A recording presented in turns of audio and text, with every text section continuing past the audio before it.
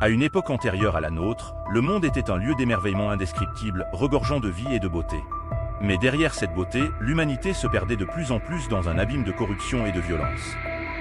Le cœur humain, capable de tant d'amour et de compassion, s'était égaré, choisissant des chemins sombres. Tandis que le mal se répandait comme une ombre, il y avait un homme différent de tous les autres. Noé, un homme juste et intègre, marchait avec Dieu. Au milieu de la décadence morale qui l'entourait, Noé était comme une lumière qui brillait dans les ténèbres, restant fidèle aux voies divines. La tristesse a rempli le cœur de Dieu lorsqu'il a vu l'étendue du mal humain, une création qu'il avait faite avec tant d'amour, maintenant déformée et perdue. C'est alors que Dieu a décidé d'agir, non pas pour mettre fin à l'histoire humaine, mais pour la purifier et la recommencer. Et pour ce nouveau départ, il a choisi Noé. Imaginez le poids de ce choix, la responsabilité d'être porteur d'un tel message, d'être le pont vers un nouveau lendemain. Noah, notre héros, était sur le point de se lancer dans la plus grande de toutes les missions, guidé par la foi inébranlable de son cœur. Par un matin qui ressemblait à un autre, le destin de l'humanité était sur le point de changer. Noé, au milieu de la simplicité de sa vie, reçut la visite du divin. Une voix à la fois douce et puissante brisa le silence, résonnant non seulement dans ses oreilles, mais dans son âme. Noé, dit Dieu, la méchanceté de l'humanité a rempli la terre de violence et je suis sur le point de la purifier. Mais toi, Noé, tu as trouvé grâce à mes yeux. Ta foi et ton intégrité ont résonné à travers le chaos. Comme une note pure dans une symphonie désaccordée. Face au regard étonné de sa famille, Noé écouta avec révérence les instructions divines. Construisez une arche, ordonna Dieu, car je ferai venir un déluge sur la terre pour détruire toute vie sous le ciel. Mais vous, votre famille et quelques créatures vivantes seraient sauvées pour commencer un nouveau départ. Les mots résonnaient dans l'esprit de Noé, chaque instruction, chaque détail concernant l'arche, gravé dans son cœur. Malgré la peur et l'incertitude, Noah n'a pas hésité. « Je ferai tout ce que tu m'as commandé, répondit-il, la voix ferme et la détermination inébranlable. Alors que Noah commençait à travailler, la nouvelle de son entreprise s'est rapidement répandue. Voisins, amis, étrangers, ils regardaient tous Noah avec incrédulité et dérision. Noé, le constructeur de l'arche, se moquait-il, le sauveur des animaux, l'homme qui parle à Dieu. Mais les paroles moqueuses étaient pour Noé comme des feuilles dans le vent. Sa foi était son armure, son obéissance son épée. Il savait qu'il n'était pas seul, car il marchait avec Dieu. Ainsi, Noé se présentait non seulement comme un homme, mais comme un symbole d'espoir et de foi dans un monde au bord de la destruction. Au cours de son voyage, il montrera que même face à la fin, il y a un début, que dans l'obéissance et la foi, nous trouvons notre véritable salut. Au fil des jours et des saisons, le paysage autour de la maison de Noah s'est transformé. Là où autrefois il n'y avait que des champs, se dressait désormais une structure colossale, témoignage de la foi d'un homme en son Dieu. L'arche, immense et imposante, grandit sous les mains assidues de Noé et de sa famille. « Oh voyez, dit Noé à ses fils, alors qu'ils installaient une autre poutre sur le squelette de l'arche, chaque clou, chaque planche, chaque coin de cette arche est un acte de foi. Nous construisons plus qu'un vaisseau, nous construisons un sanctuaire de vie, un berceau pour le nouveau départ que Dieu a promis. » Pendant qu'ils travaillaient, Noah leur a parlé de l'importance de l'obéissance, de la façon dont chaque décision, chaque action que nous entreprenons résonne dans l'éternité. Dieu nous a choisis pour cette tâche, se souvient-il, et à chaque coup de marteau, à chaque goutte de sueur que nous versons, nous honorons ce choix. La communauté environnante regardait, certains avec curiosité, d'autres avec encore plus de dérision. Noé, le rêveur, criait-il, l'homme qui construit un bateau au milieu des champs. Mais pour Noah, les voix étaient lointaines, presque hors de propos. Son esprit était concentré sur sa mission, son cœur aligné sur la volonté de Dieu.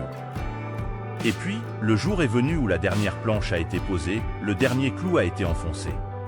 Noah considérait son travail, non pas avec fierté, mais avec humilité et gratitude.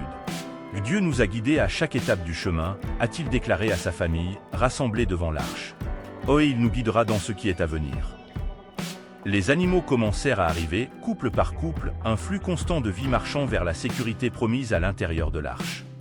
Des créatures, grandes et petites, entraient dans l'arche, guidées par une force invisible, un appel divin qu'elles seules pouvaient entendre.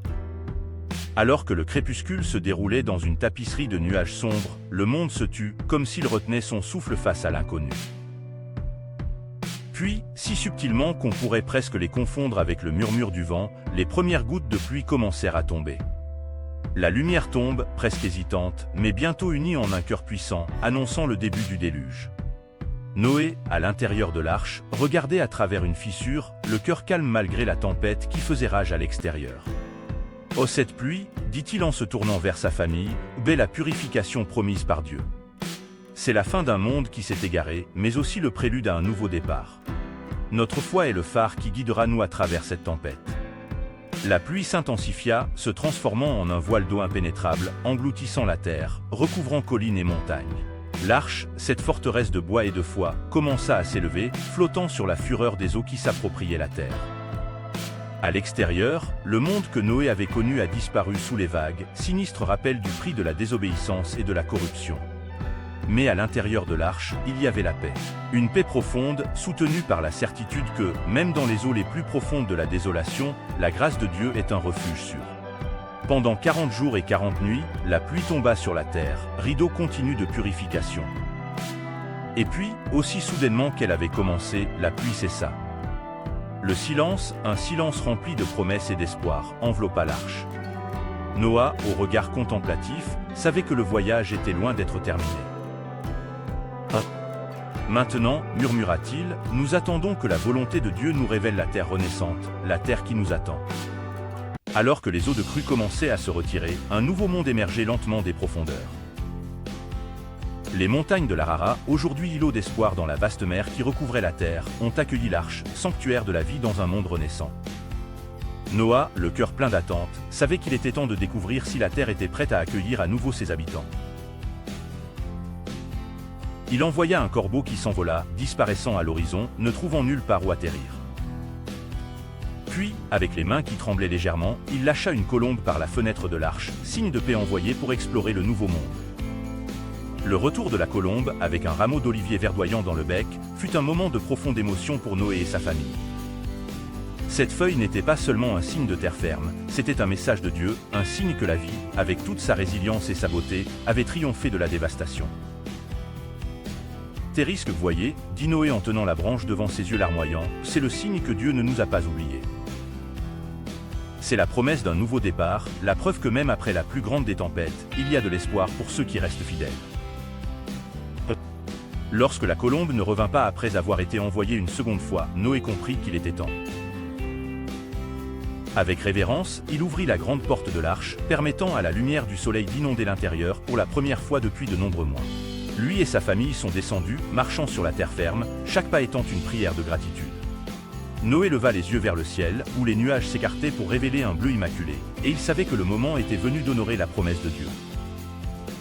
Il construisit un autel et offrit des sacrifices, chaque flamme montant portant sa gratitude et son engagement renouvelé à vivre selon la volonté divine. Alors que la terre est enfin sèche et que la vie est sur le point de s'épanouir dans sa splendeur renouvelée, Noé et sa famille affrontent l'aube d'une nouvelle ère. Devant eux, l'arc-en-ciel s'étendait dans le ciel, pont lumineux entre le divin et le terrestre, entre promesses passées et réalisations futures astérisques.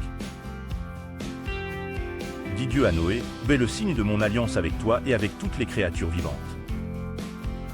Une promesse que je n'utiliserai plus jamais les eaux d'un déluge pour détruire la vie. Tant que la terre existera, les semailles et les récoltes, le froid et la chaleur, l'été et l'hiver, le jour et la nuit ne cesseront pas. » Noé, devant la grandeur de cette promesse, s'agenouilla, humble, la terre encore humide sous ses genoux. « Seigneur, répondit-il, que ta miséricorde nous a guidés à travers les eaux, ta force nous a soutenus dans l'arche. Maintenant ta promesse éclaire notre chemin. Que notre existence soit le reflet de ta grâce, que nos vies soient construites sur l'obéissance et la louange. Pour vous. » La famille de Noé, témoin de ce moment sacré, s'est réunie pour adorer, le cœur rempli de gratitude. Le sacrifice offert sur l'autel, le premier après le déluge, est monté jusqu'au ciel, signe d'une communion renouvelée entre Dieu et l'humanité.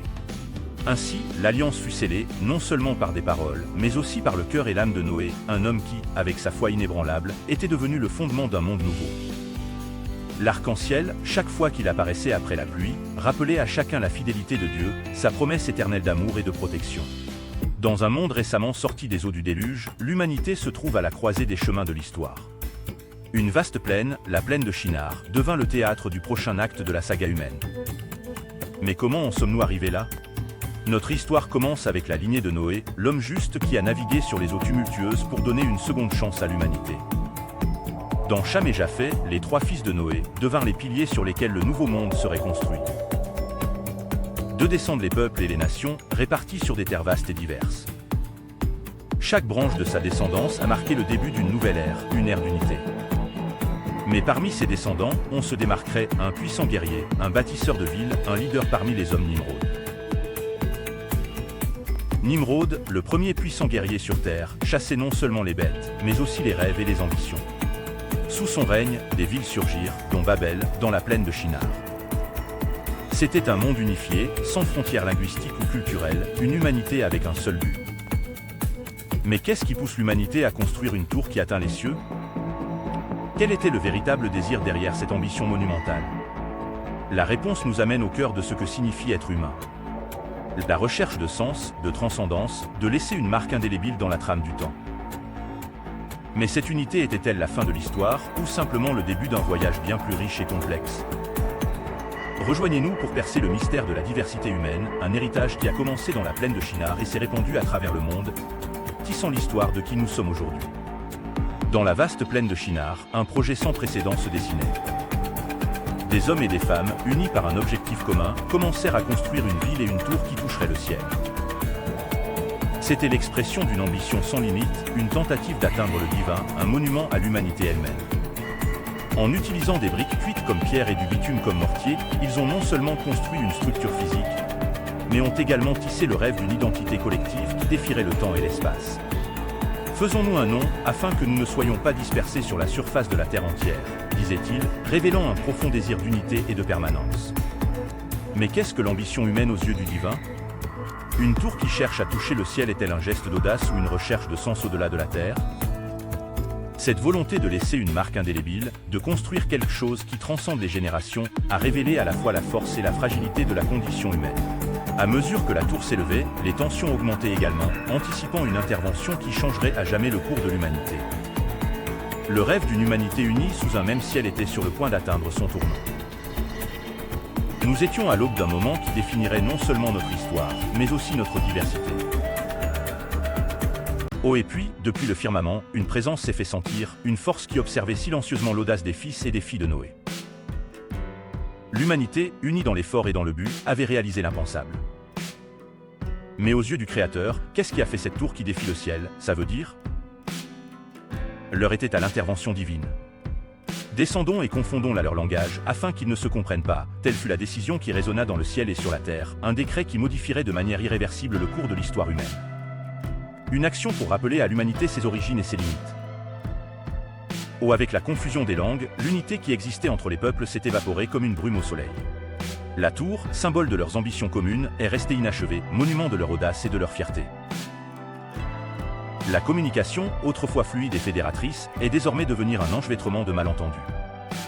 Oh, c'est ainsi que s'est produite la dispersion. D'une seule langue sont nées de nombreuses cultures, traditions et façons de voir le monde.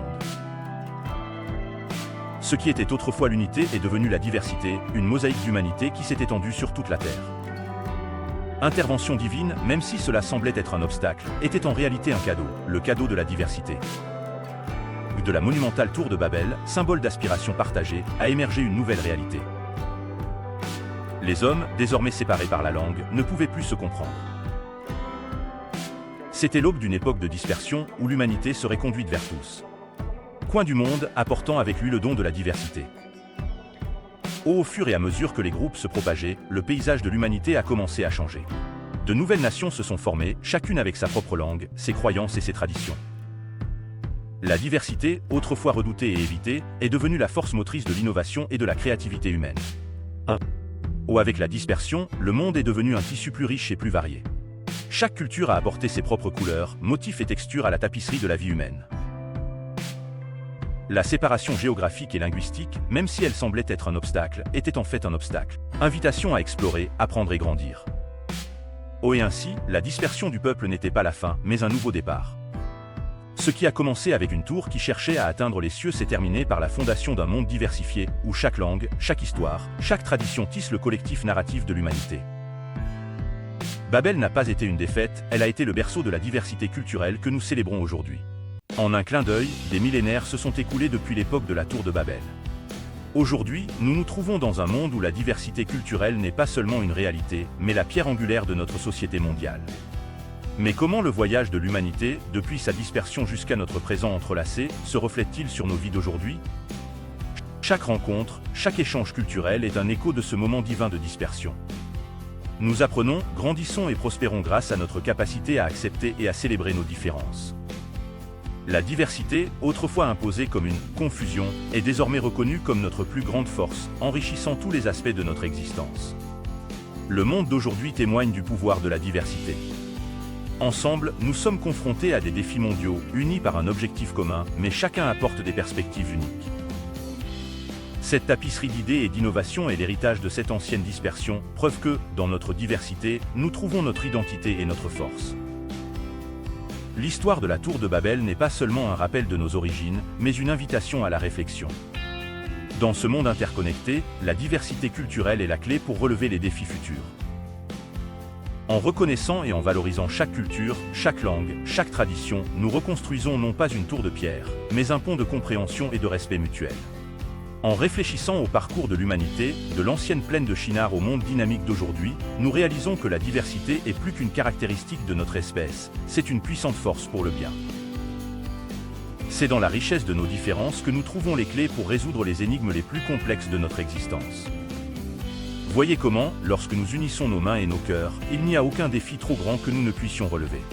Qu'il s'agisse de lutter contre le changement climatique, de trouver des remèdes à des maladies ou de construire des sociétés plus justes et équitables, notre diversité est la source de notre force et de notre créativité. Chaque histoire, chaque tradition, chaque langue que nous préservons et valorisons contribue à une mosaïque mondiale plus riche et plus dynamique. Reconnaître la diversité comme un don divin, c'est exploiter pleinement le potentiel de l'humanité pour construire un avenir dans lequel tous peuvent prospérer.